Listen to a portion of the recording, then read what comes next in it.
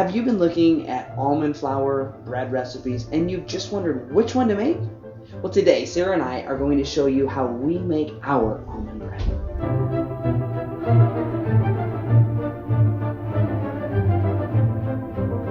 Welcome to our kitchen today, friends. Today on Kitchen Time with Dad, Sarah and I have something we want to show you. What are we going to show our friends today, Sarah? Almond bread. Almond bread. If you're looking for a grain-free bread and you just aren't sure what to use, we have an almond flour bread recipe that we enjoy, and we've got all of our ingredients to show you this. If you're interested in other grain-free or gluten-free options, subscribe to our channel so that we can share many of our recipes with you. Sarah, let's tell our friends about the ingredients that we have today that we need. We have two different kinds of flour. The first one is almond flour. And we have 1 2/3 cup almond flour. We also have coconut flour. And we have 1/3 cup of that. Then for our other dry ingredients, we have some baking powder, 1 teaspoon of that, right? We also have xanthan gum, and we have 1/2 teaspoon of that. We have a 1/2 teaspoon of salt. And that wraps up our dry ingredients. For our wet ingredients today, we have some eggs. How many eggs does this recipe call for, Sarah? 7. 7 eggs.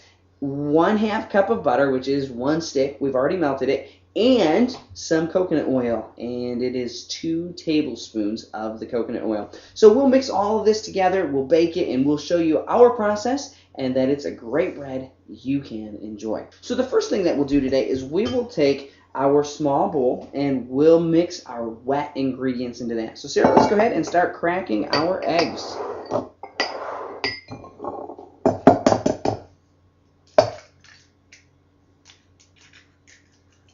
So we've taken our 7 eggs and cracked them into the bowl. Go ahead, Sarah, and take our butter. 1/2 cup butter and dump that in. There we go. And we'll get the rest out with a spatula here. And then go ahead and grab that coconut oil. And the same thing there. And Sarah's got a whisk. She's going to go ahead and whisk that up, break up all the egg yolks. So that's all taken care of. And get them all broken up. We've got the wet ingredients pretty much mixed up together. And now we'll go ahead and take our dry ingredients. We've got to set that aside, and we've got another bowl. So go ahead, Sarah, and dump in the almond flour. Now this is almond flour we made at home. You can use store-bought. You can use blanched. Ours is just unblanched almonds that we made into our own almond flour or almond meal. Works great this way. Go ahead and take our coconut flour then, Sarah. Dump that right into that. So we have the almond flour and the coconut flour, and we need to add the other dry ingredients. So Sarah, that is the baking powder. Go ahead and put that in there. And then we've got the xanthan gum you've grabbed, and we'll put that right in there. And then we've got the sea salts. And we've got all of the dry ingredients in there. We mix them up, and then we'll combine those with the wet ingredients so we can finish this bread. So we've mixed all of our wet ingredients and our dry ingredients together, and Sarah has gone ahead and wiped all of that coconut oil all over the inside of the bread pan. We will go ahead and pour that right into the bread pan then, and then we put it in the oven and we bake it. We have preheated the oven to 350 degrees, and we will bake the bread for about 45 minutes. You may want to check on it 10 minutes before that time, just depending on your oven, your altitude, everything seems to be a little bit different. So we've got all of our dough into the bread pan, and we'll throw it in the oven for about 45 minutes. We're back, and our bread has baked for about 45 minutes. We've checked it with a toothpick. If you think the top is getting too dark, you can tint it by putting some tin foil over the top of it sometime in the middle of its baking. We don't do that. We like the bread, the darker color that it comes out as. But our timer is just about up. We've got 13 seconds left on that.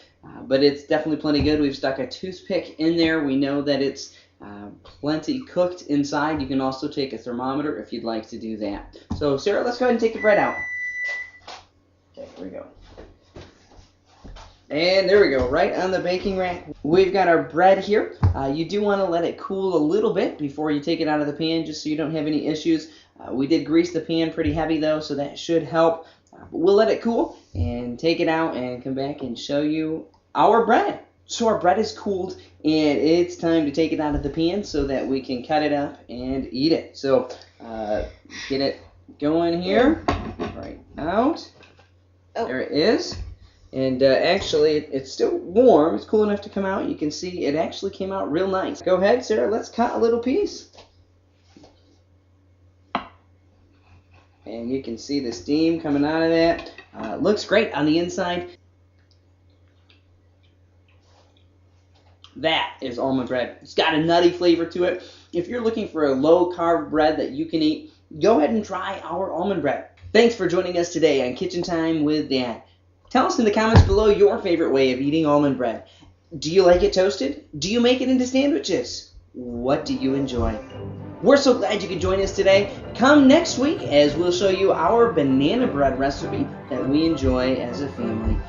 Don't forget, healthy food for happy families. See you next time. Our bad heads broke. Healthy food for Happy families.